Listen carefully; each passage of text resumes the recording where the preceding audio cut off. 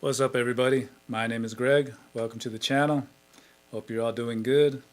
Today I wanted to talk about Mars and the energy that it represents, how it affects me, how it affects society. You know, when I'm doing things like Qigong, ritual, and after I'm done, a lot of the times I'll turn on the news.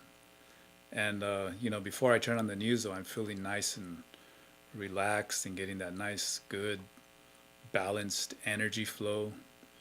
I don't have such bright lights on. Everything's cool. I'm in this really calm, high mode. Yeah, it feels like I'm high, because you're releasing that DMT in the third eye, the pineal gland. That's what a qigong does. It naturally releases those good feeling emotions, those good feeling um, chemicals, whatever you call them in the body. So you get on this high, this natural high. And so yeah, a lot of times I'll turn on the news and right away, the minute you turn on the news, you see the vibe that's going on in the news. All they got to say is just a bunch of negative stuff. There's a whole bunch of this person got killed over here, and this person got robbed, and this person got shot, and someone got ran over, and there was a hit and run, and then all the political stuff that's going on, all of the racism. I've been seeing hate crimes or just hate vandalism going on TV. People writing swastikas on people's lawns and on the street, and like, damn. I put it on right away, and it's like total different vibe than what I'm getting into. And it's always been like that ever since I've been around in this body. But one of the things that's going on is, we all know it is the Mars energy in society is the dominant energy. Mars represents this. Mars is known as the god of war, the planet for centuries and centuries, thousands of years probably, and that kind of energy is it's all about courage and strength and willpower and directing your energy towards what you want. And Mars is not much of a thinking type of a planet.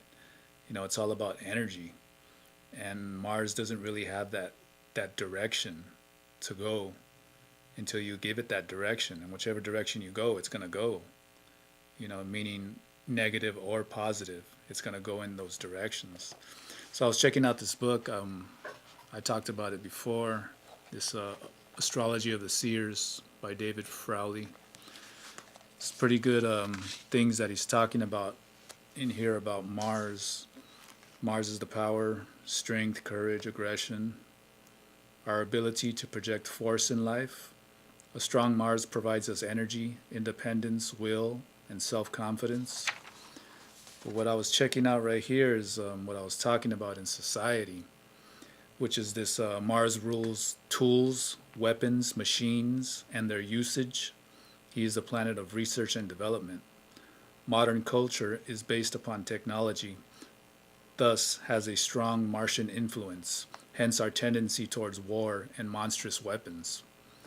Technology and war go together as aspects of Mars, energy. We have not yet understood or controlled properly. Mars causes us to develop energy, but it does not necessarily give us the wisdom or love to use it properly. It tends to regard power as an end in itself, whereas it's really only where it is really only a means. So yeah, we see that in society nowadays. The Mars energy is totally dominant. There's this obsession with war and weapons and guns, and that violent aggressive kind of tendencies, where people have a hard time really compromising. Countries have they'd rather go to war than compromise with people. Meet people halfway. Make I want to be satisfied. You want to be satisfied. Let's reach that middle ground. It's hard to really get to that area, to that balancing energy. That whole that whole Venus energy, that moon energy, that ability to be friends and have good flowing emotions, that Venus energy, that balance energy from Libra that we get, it's not there, in society. It's hardly there.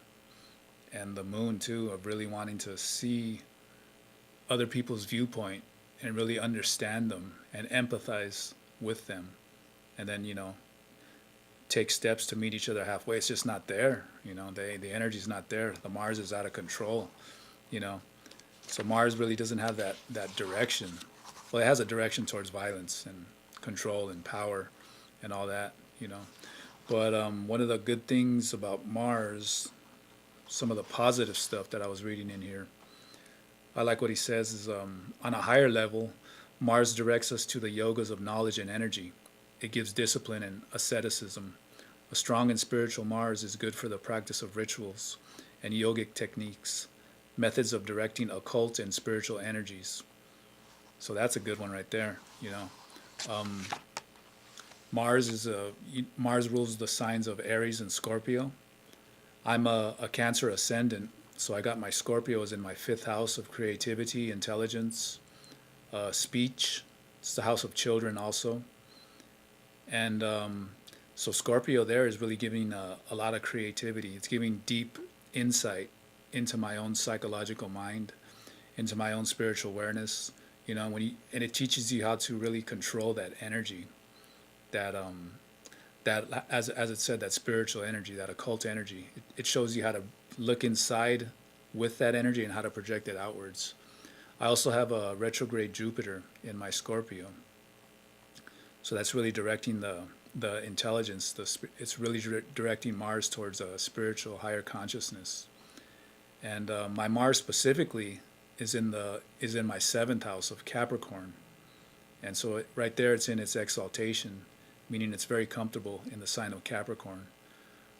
Capricorn is a sign of discipline, practicality. It's a sign of work. It's really getting things done, getting preparation, being prepared, having patience, really being straightforward with stuff, really not putting up with no bull. And Mars is really like yeah, tell me what to do. I want to work here. I want the energy of Saturn to direct my energy, where I want to go, what I want to do. I also have Rahu in the 7th house too, so that can really make things negative or positive too. Rahu is like a magnifying glass. It really intensifies a planet's energy that it sits with in whatever house it's in. And Rahu represents obsessions, things you're really obsessed with, addictions. It represents escapes from reality. On a positive side, it really represents being aware of this occult energy, really becoming aware of vibrations and instincts that you have about things, gut feelings. It can give you those enhance your intuitive powers. So being that I have the Scorpio in the 5th house, that's really good for me too. And I got Jupiter over there in the 5th house. That's what really helps me to become aware of spiritual energies and, gut feelings about people, situations, my surroundings. On a negative side, if I'm not following my soul's joy and I'm becoming off balance, so I can really become delusional about things and paranoid and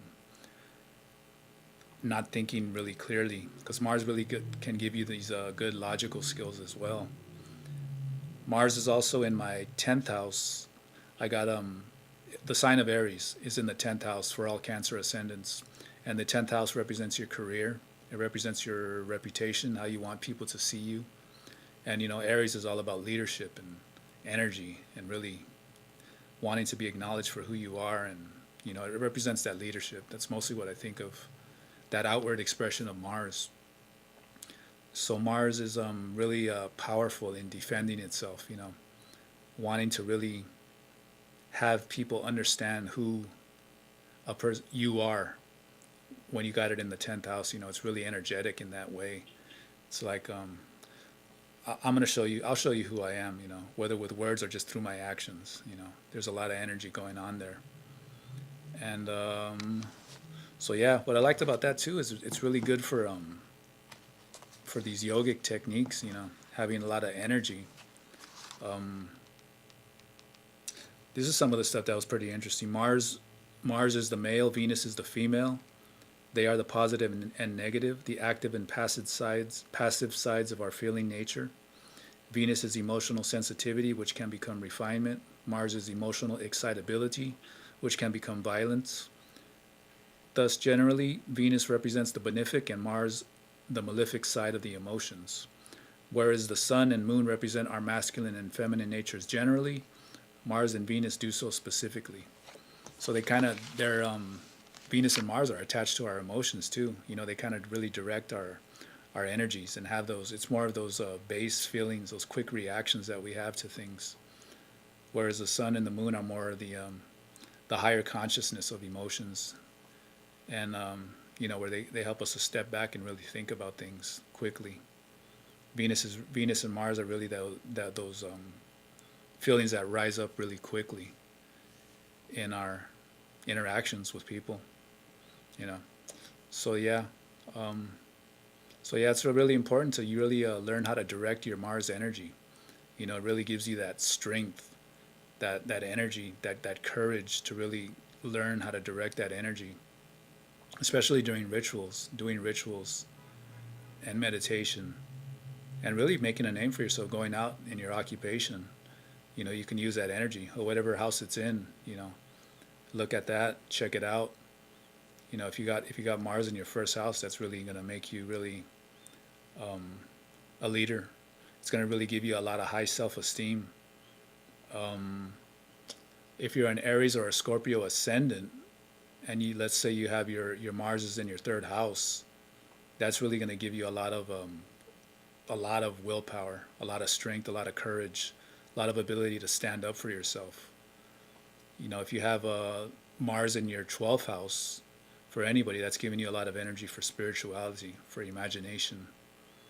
You have it in your 9th house, that's another one, spirituality, giving you a lot of good energy for spirituality. If you have it in your 8th house, your 6th house, sixth house is all about the enemies, your obstacles.